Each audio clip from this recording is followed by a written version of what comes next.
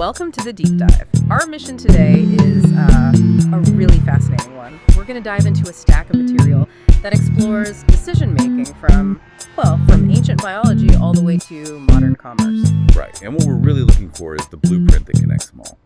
We're tracking how these incredibly deep evolutionary psychological levers, the ones that govern attraction and mating, are now being reverse engineered. And applied in contexts like marketing, retail, even performance arts. Exactly. We'll start with universal mating strategies, and then we'll get into this concept of evolutionary mismatch. Which is when our ancient psychology meets, a totally new environment, like dating apps. Or global markets, yeah. And what's amazing is how this mismatch leads to predictable behavior. Really predictable. Right down to which grocery item you grab when your favorite is out of stock. It's all connected. Okay, so let's unpack this. The place to start is the absolute foundation, life history theory. Right. This framework basically explains the strategic trade-offs that every organism has to make, you included.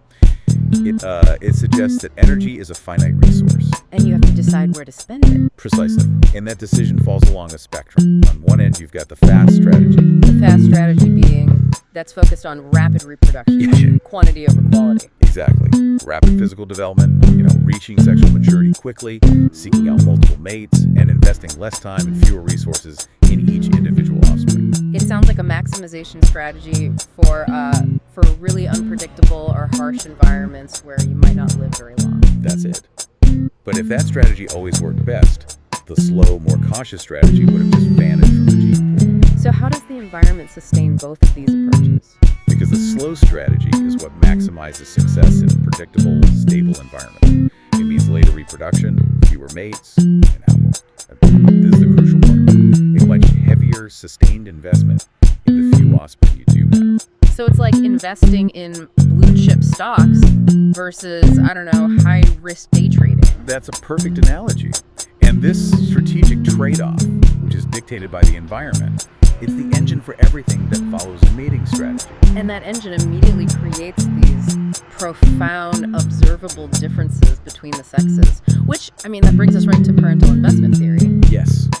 It's so simple, but it explains so much. The sex that invests less in offspring, and generally speaking, that's the male sex, is naturally more eager to mate. They're less discriminating. And as a result, they incur these huge costs through really intense competition with other males. They're all competing for access. Meanwhile, the sex that invests more so, the female sex, because of the biological costs of, gestation, birth, nursing. Right, the stakes are just so much higher with every single choice, so they have to be more discriminating, more choosy. And that one difference explains a major cross-cultural finding, doesn't it? It does. Studies across all kinds of different societies consistently show that men, globally, have a stronger desire for casual sex and more partners than women.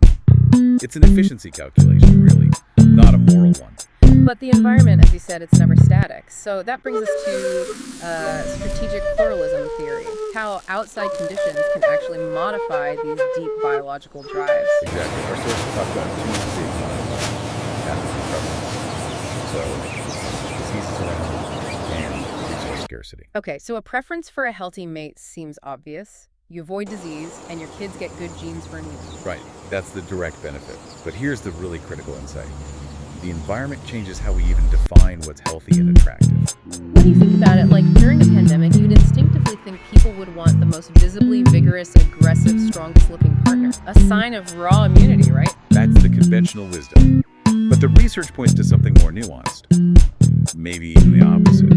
Studies on this pathogen effect found that when the perceived risk of disease is high, the preference for highly masculinized faces is actually at its lowest. Wow. So, why the shift away from extreme masculinity when there's a high disease risk? It's a great question. The theory is that high masculinity might signal high testosterone, which often correlates with a fast strategy. Lower commitment, more rumsky. More social contacts, Yeah. which means a higher risk of exposure. So the balance shifts in favor of more feminized faces, which we unconsciously read as signaling a preference for a slow strategy. A partner who's more likely to offer long-term commitment and stability. And that reduces the risk that comes with new social contacts and infection. It's a risk reduction mechanism that's just disguised as an aesthetic preference. That's incredible. And we see this environmental influence show up in other ways too, right? Like in harsh reproductive environments. We do. When researchers look at places with high rates of low birth weight infants or high infant mortality. Women's sociosexuality. And we should probably define that for everyone. Sociosexuality is basically an individual's willingness to have uncommitted sex. It's a spectrum. Right. And what the study shows that in these harsh environments, women shift to be more monogamous, more restricted. While the men's sociosexuality remains relatively more promiscuous, unrestricted. So women's sexuality seems to be much more responsive to cultural and environmental pressures.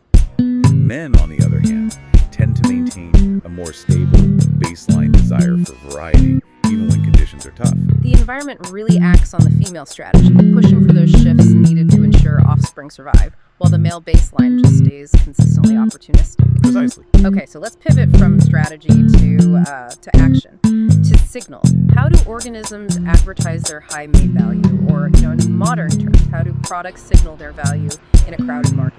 We're moving into the idea of costly signaling. Basically, if a signal is expensive to produce and it's difficult to fake, it becomes an honest advertisement of fitness.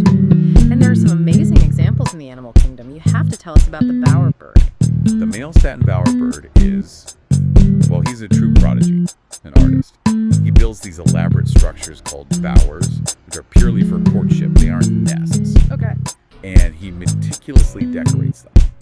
He often focuses on one single color. In his case, it's almost always blue. He'll use blue bottle caps, blue feathers, even bits of blue plastic trash he finds. So he's an interior designer who specializes in blue and sources his materials from a landfill. In a way, yes. He's showing resourcefulness and artistic mastery. He has to master building, design, and complex songs and dances, because the female might just change her criteria halfway through his display. If she isn't properly stimulated, she just walks to the next bower. That's high-stakes advertising. Very. And then you have the sheer physics of the peacock's display. It's marvelous. What happens there? The male shakes those huge long tail feathers violently. But the iridescent eye spots in them, they remain almost perfectly stationary. How is that even possible? It's an evolved optical technology. The microhooklets lock the barbed wheels of the eye spot in place, so the signal is this captivating hypnotic stare. It maximizes the visual effect. And what if you can't compete on size or shine? What do you do then? You find an alternative strategy. If you can't be the biggest, you maximize the efficiency of whatever access you can get. Yeah. Dung beetles are a great example. Okay. Some males put all their energy into growing these massive horns to win fights. But the hornless males, they invest heavily in large testicles instead. They just bypass the physical fight. They get less time with females, but they maximize the genetic payload of the access they do get. And then there's the ultimate alternative strategy, the cross-dressing cuttlefish. It's brilliant, a master of biological espionage. When a big, dominant male is defending a group of females, a small male will change his color pattern and rearrange his tentacles to perfectly mimic a female. He literally cross-dresses to sneak past the big guy. He does. He mates with one of the females in the harem and then just slips away. He avoids a costly, impossible fight by using deception. So bridging that back to humans, our signaling is just as complex. We have this idea that opposites attract, but the sources are pretty clear that we mostly engage in assortative mating. Oh, absolutely. We're very strategic. We prefer mates with similar traits: intelligence, education, political views, moral values. It's all about matching on long-term resource potential. And one of the most visible ways we signal that potential is through conspicuous consumption, buying expensive things that have very little actual utility. Right. Think about the French elite, historically. Even during food shortages, they would hoard flour not to eat, but to powder their wigs and faces. It signaled that they had so much wealth, they could afford to waste a precious staple on just aesthetics. Exactly. Today it's a luxury car or a designer handbag. The signal is, I have so much spare security that I can burn resources on something purely for show. It signals high investment potential to mates and rivals alike.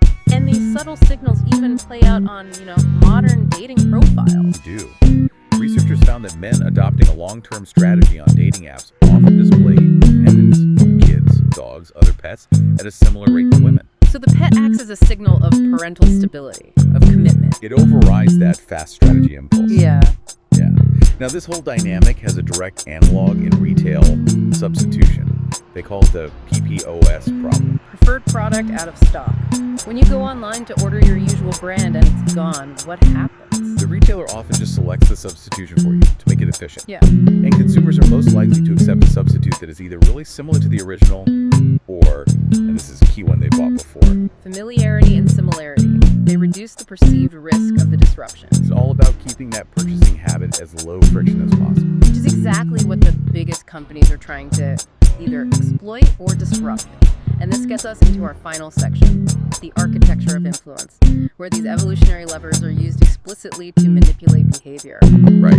We can map 3 core strategies directly from mating to commerce and mentalism. Okay, let's start with the strategic use of perceived low status, the underdog. This is the underdog effort frame. The classic example is the old Davis campaign. We're no 2, we try harder. They admitted they were lower status, but promised to work harder to make up for it. And that's psychologically powerful. Admitting weakness lowers expectations. So when you succeed, the accomplishment feels much bigger. And in dating, for reproduction, how does that work? A potential mate might say, look, I'm not the wealthiest option, but I promise absolute dedication, emotional security, high effort. They're substituting resource reliability for raw resource potential. And mentalists use this so well, they'll say, I'm probably wrong about this, or I'm not sure this will work. It lowers the audience's guard, builds credibility, and then when the trick inevitably works, the impact is huge because the underdogs just won against the odds they set up themselves. Okay, next up is conquesting and disruption, the stockout strategy. This is about deliberately breaking a habit. In retail, an agile brand will detect that a competitor's product is out of stock in your purchase history and immediately serve you ads for their substitute. Forcing a habit break by jumping into that moment of scarcity. And you see this exact timing in short-term mating, driven by erotic pleasure.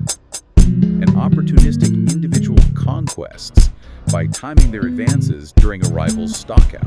A temporary absence, an emotional low point in the other relationship. Exactly. They frame the liaison as a thrilling escape, a habit break from the absent rival's control. It's exploiting scarcity and frustration. And the mentalist creates a similar dynamic, a kind of manufactured rivalry. Right, the dual prediction competition. They'll frame the trick as a contest between 2 people.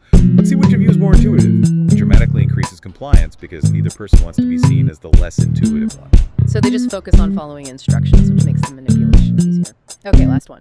Reframing and detouring. The classic here is the Burger King Whopper Detour campaign. Ah, yes. They made you go to a McDonald's to get a deal on a Whopper.